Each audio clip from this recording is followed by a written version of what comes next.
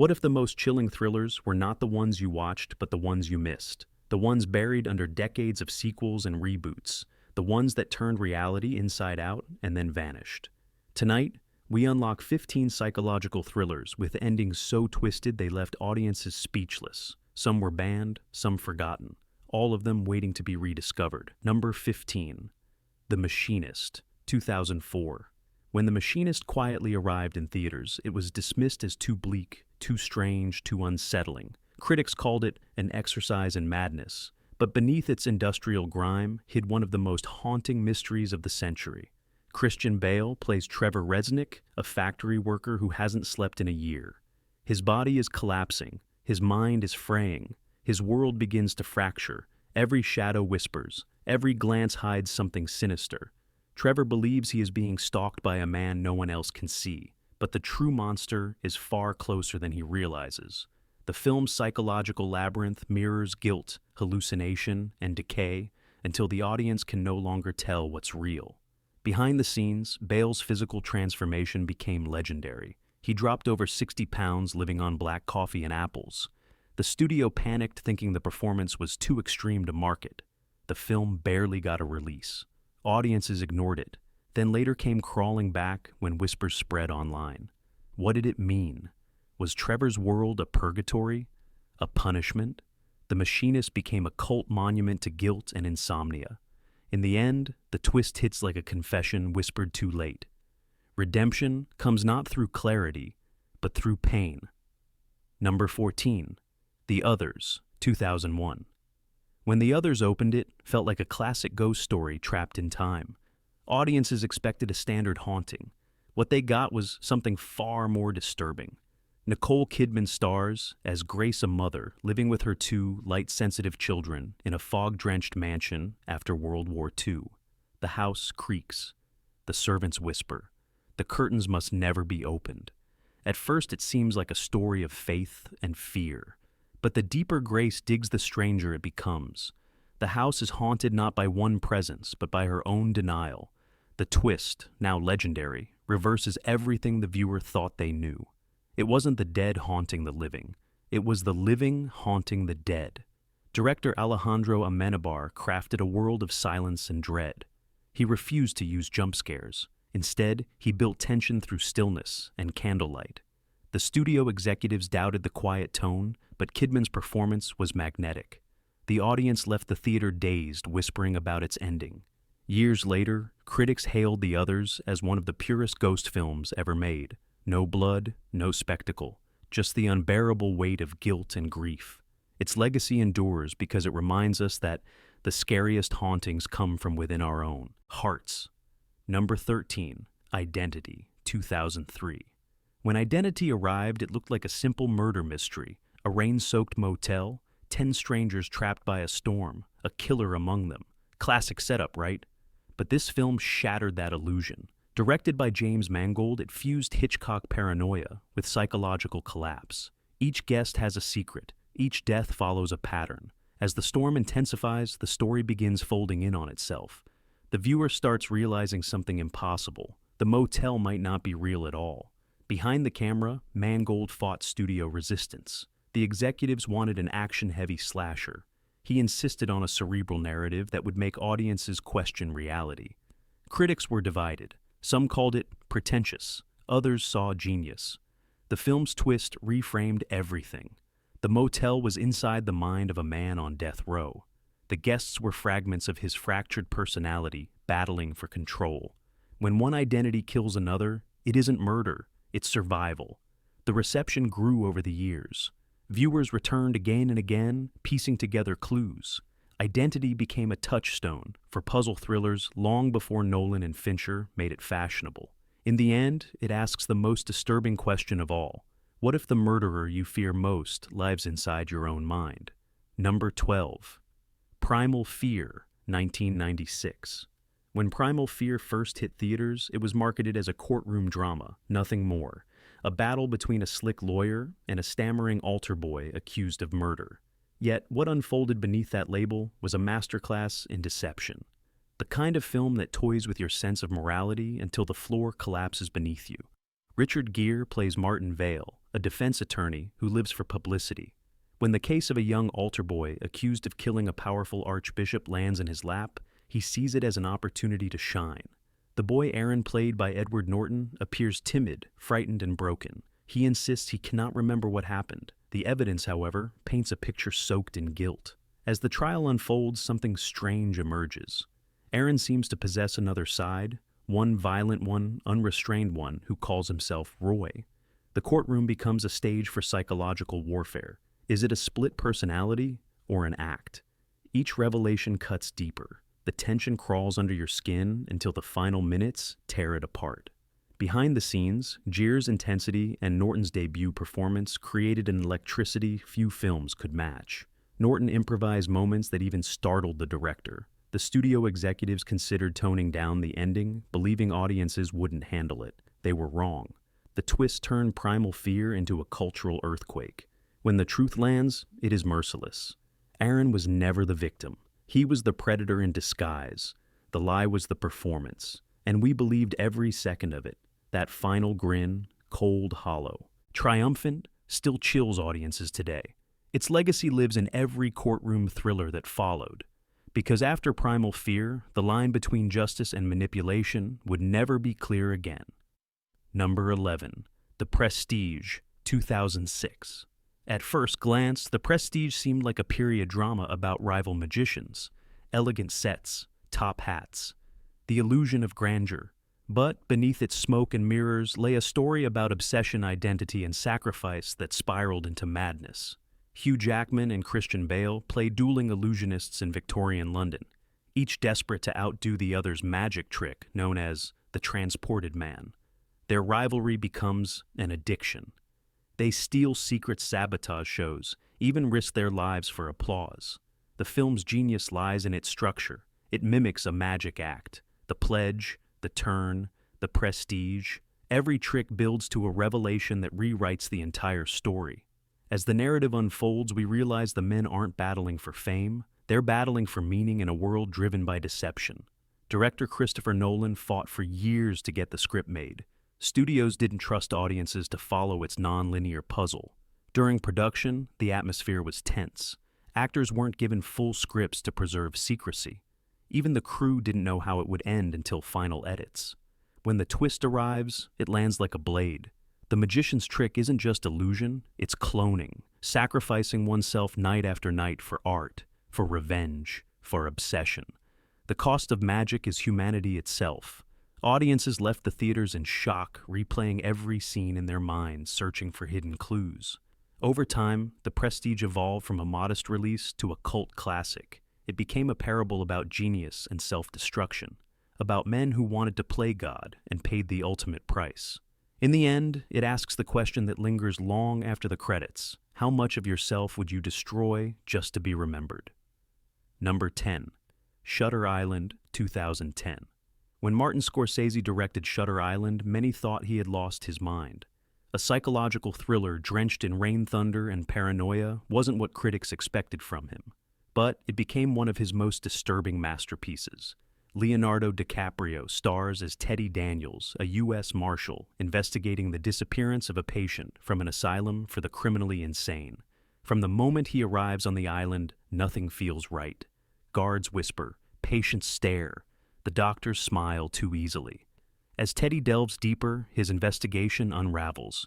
The missing woman seems to vanish into thin air. His visions of his dead wife burn through his sanity. Strange codes appear. Names shift. Nothing adds up. Then comes the storm, a literal and psychological one that sweeps away the last illusion of truth. Behind the scenes, DiCaprio struggled with the emotional toll of the role. Scorsese pushed him into real states of exhaustion and confusion to capture genuine disorientation. Paramount feared the film was too bleak for mainstream audiences and delayed its release. Yet, when it finally premiered, it became an instant talking point. And then came the ending. The twist didn't just surprise, it shattered. Teddy was never a marshal. He was the patient. The case was a delusion created by his own guilt after killing his wife. The investigation was therapy gone wrong. Audiences debated the final line for years. Was he truly cured, or did he choose the lie? Which would be worse, he says, to live as a monster or die as a good man. That line became legend. Shutter Island endures because it blurs the boundary between healing and insanity, between truth and the stories we tell ourselves to survive. Number 9, Coherence, 2013. When Coherence appeared, it looked like a small independent experiment, a dinner party film with unknown actors and no special effects. Yet beneath its calm exterior, it hid one of the most terrifying concepts in modern cinema, a story that forced audiences to confront the chaos of reality itself. The film begins with 8 friends gathering for dinner on the night a mysterious comet passes over Earth. As the evening unfolds, strange things begin to happen. Phones crack, power flickers. A house across the street glows with a familiar light. They step outside and see something impossible: the same house, the same dinner, the same people. From that moment, reality fractures. Every choice splits into another version of themselves. Every argument creates a new timeline. The film was shot without a traditional script. The director James Ward Burkitt gave each actor secret notes before every scene, forcing genuine confusion and panic. The cast never knew what the others had been told. That raw fear is what makes Coherence unforgettable. The twist hits slowly. The friends realize they are trapped in a cosmic maze of infinite realities. Every door they open may lead to a different version of their lives. The dinner becomes a psychological battleground of identity, guilt, and survival. The studio never believed the concept would resonate. It was released quietly, with almost no promotion. But word of mouth spread through film festivals and midnight screenings. Viewers debated its meaning for years. Coherence became a cult legend because it proved that terror does not need monsters or blood. It only needs the fear that the person sitting across from you might not be who they seem. Number 8. The Invitation, 2015. When The Invitation arrived, it was dismissed as another low-budget thriller. Yet few films have ever captured paranoia with such precision. The story unfolds like a wound slowly reopening one memory at a time. A man named Will returns to his ex-wife's home for a dinner party. The air is suffocating. The smiles are too forced. The guests are old friends, yet something feels off. The hosts claim they have found peace through a mysterious spiritual group. They talk of healing, they talk of letting go, but their calm hides something sinister. Director Karan Kusama built the film on tension so subtle it feels like a heartbeat. Every glance, every silence, every clinking glass grows heavier. As the night progresses, Will becomes convinced that something terrible is about to happen. But is it paranoia or truth? The genius of The Invitation lies in that uncertainty. Behind the scenes, Kusama faced constant interference from producers who wanted faster pacing and bigger shocks. She refused. She believed horror should come from patience, not noise. Her choice paid off. When the climax finally arrives, it explodes without warning. The guests are not paranoid. The cult is real. The dinner is a ritual, and as the survivors stumble into the night, they see red lanterns glowing across the hills. Dozens of houses, dozens of dinners, the same horror unfolding everywhere. Audiences were left speechless. The film lingered long after the credits faded. Its legacy lies in its slow burn terror and its devastating final image, a quiet apocalypse no one saw coming. Number 7. Gone Girl, 2014. When David Fincher released Gone Girl, the world expected another mystery. What they got was a razor-sharp dissection of marriage lies and media hysteria. It was not just a thriller, it was a mirror reflecting everything we fear about trust. The story begins with Nick Dunn reporting his wife Amy missing. The police suspect him.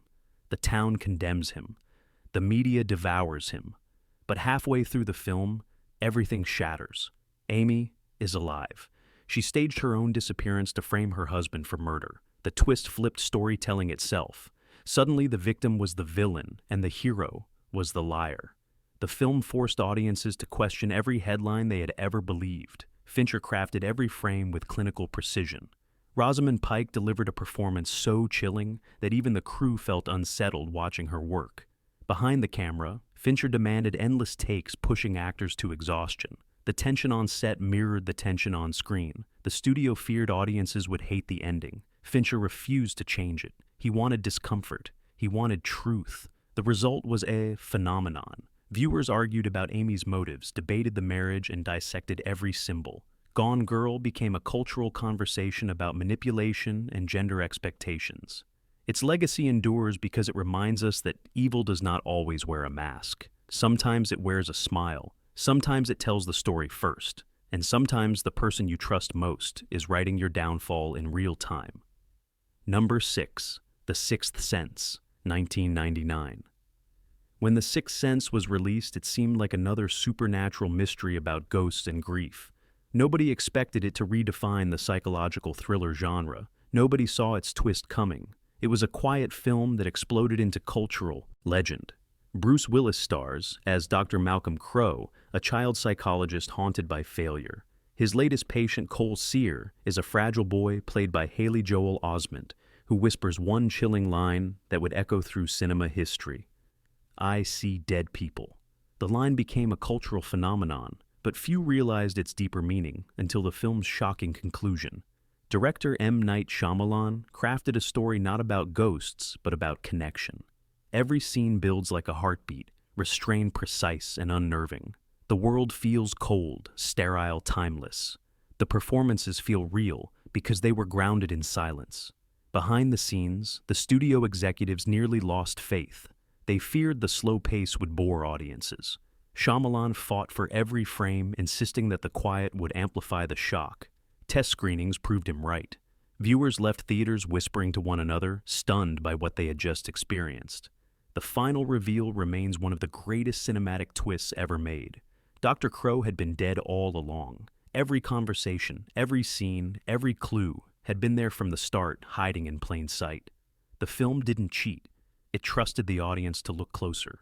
The legacy of The Sixth Sense stretches beyond its ending. It reignited psychological storytelling. It turned Shyamalan into a household name. And it reminded audiences that horror can exist, not in monsters, but in regret and memory, in the spaces between words. Even now, it stands as a masterclass in perspective.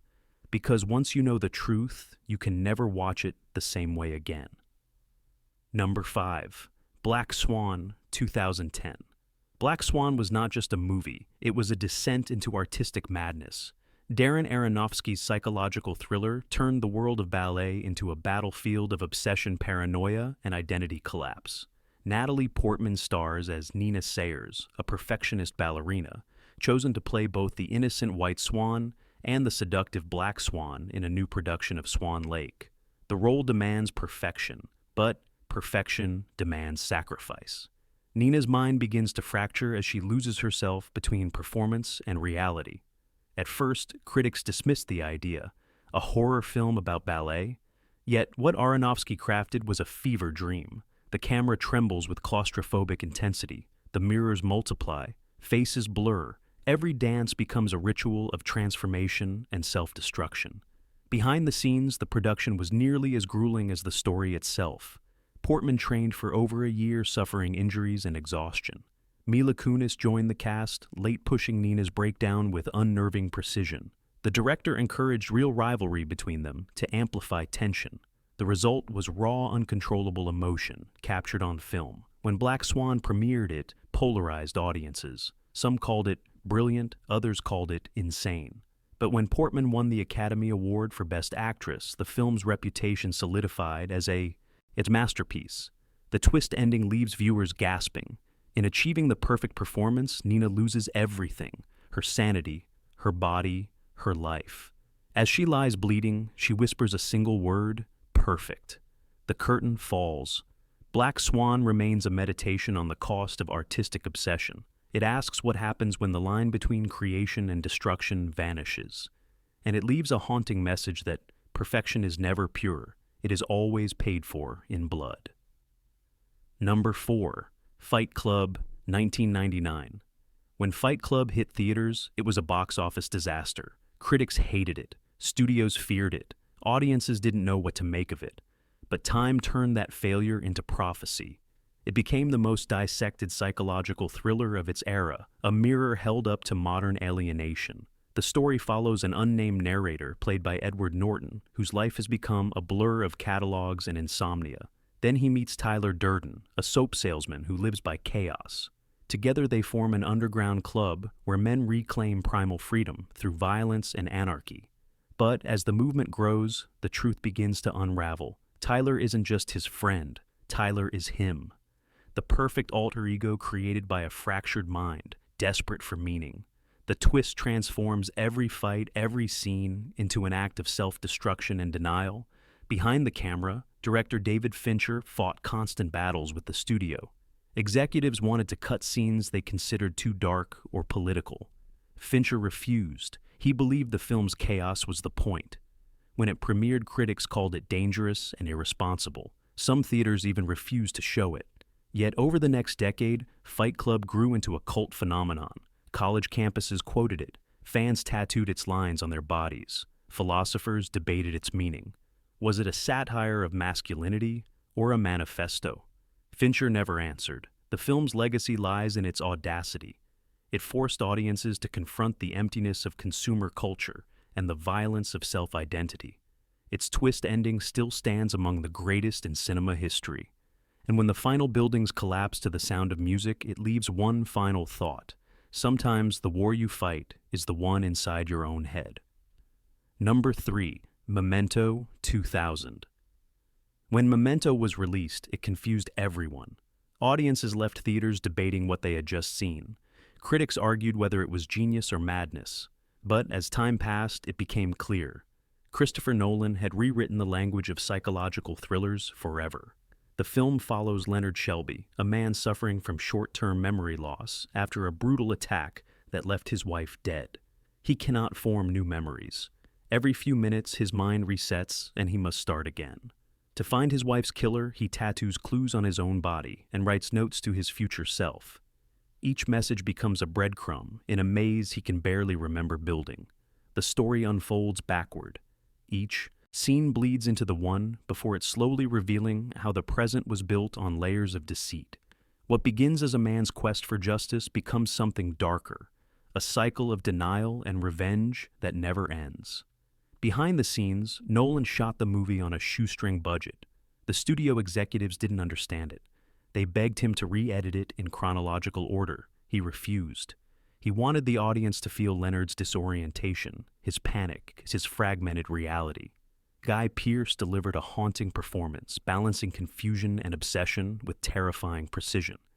The twist ending destroys any sense of resolution. Leonard already killed his wife's attacker long ago. His investigation is a lie. He tells himself to keep living with purpose. Every tattoo, every photo, every note is part of a self-created illusion. Memento became a cult legend because it dared to ask a terrifying question. If truth hurts too much to bear, would you rather live inside a lie? The answer lingers like a scar carved into memory itself. Number 2. Oldboy 2003. When Oldboy emerged from South Korea, it shocked the world. It was violent, disturbing, philosophical, and unforgettable. Director Park Chan-wook crafted a psychological thriller that feels like a nightmare carved in steel.